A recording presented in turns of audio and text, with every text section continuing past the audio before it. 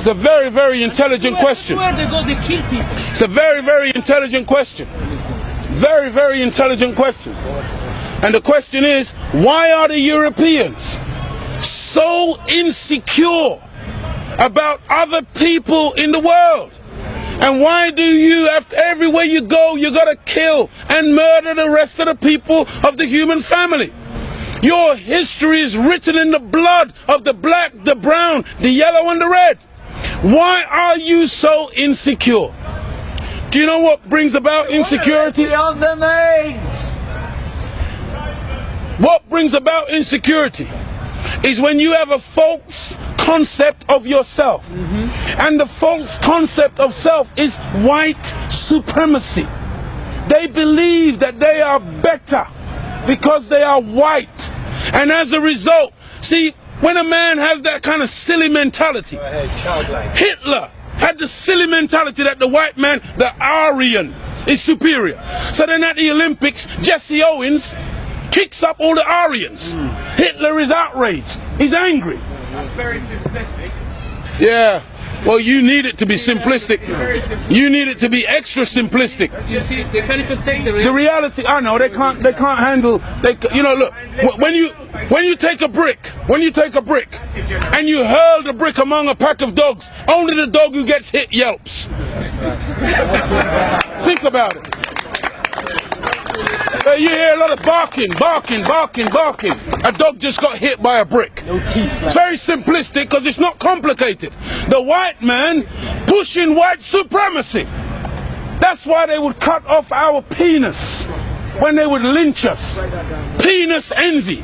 They're afraid of the black man because of our potency, because of our manliness. Because when you look at the black man, he's a real man. He's strong. So then they would have us as mandingos, fighting one another. That's why even today, they want to be the heavyweight champion of the world. They can't find a white man to do it.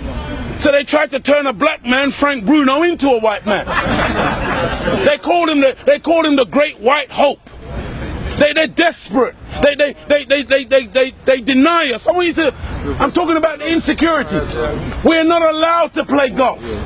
Why are we not allowed to play golf? Because we are inferior. We can't play the game. But let one black man into golf.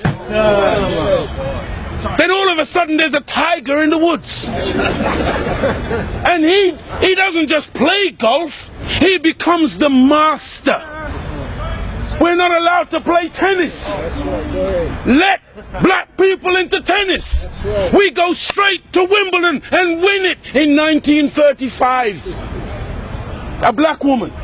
Now, Venus and Serena, they run out of opponents. They have to play each other. The white people cannot compete on an even playing field. They let us into athletics. You can't run like us. You let us into any field of endeavor, we dominate it. So they they push supremacy because there is an inert inferiority. Go ahead, bro. And so when somebody is inferior, they have to give the impression of being superior.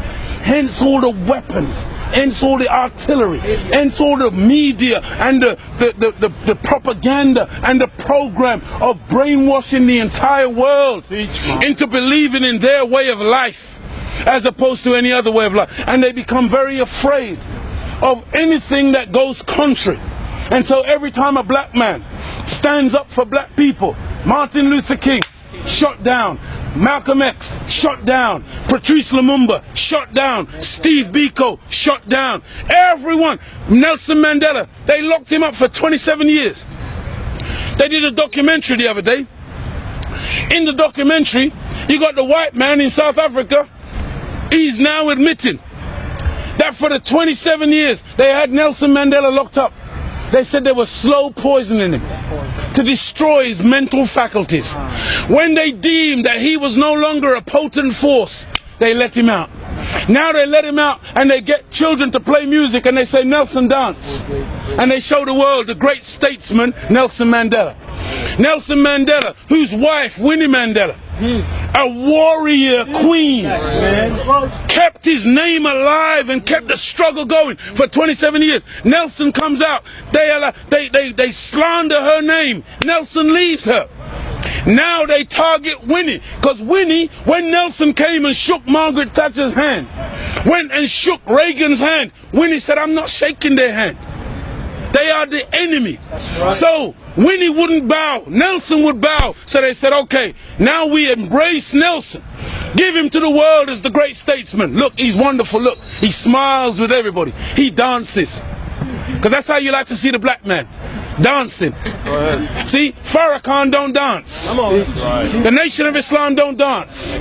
We're soldiers. You don't like to see a black soldier because you think that your armies are so great. You ain't seen an army till you see the black man's army. That's right. You ain't seen discipline. See, you're afraid of the Nazis. You talk about the Nazis and their jackboots. You ain't seen marching yet. When you see the black man, when he mobilizes, and you have never taken us on no battlefield, never. You have only ever defeated black people via stealth, via divide and rule, via feigning friendship and coming in and then destroying us from within. That's over. That's why you don't see none of you in this circle. It's now very clear. It's now very black and white. We no longer are asking for acceptance.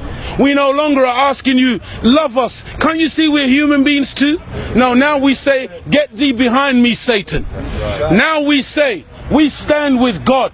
George Bush says, you're either with me or you're with the terrorists. We say to George Bush, we're not with you and we're not with the terrorists. We stand with God. See, there's a third choice. But George Bush, thinking himself to be so omnipotent, he's giving the world an alternative. You're either with me, sheer arrogance.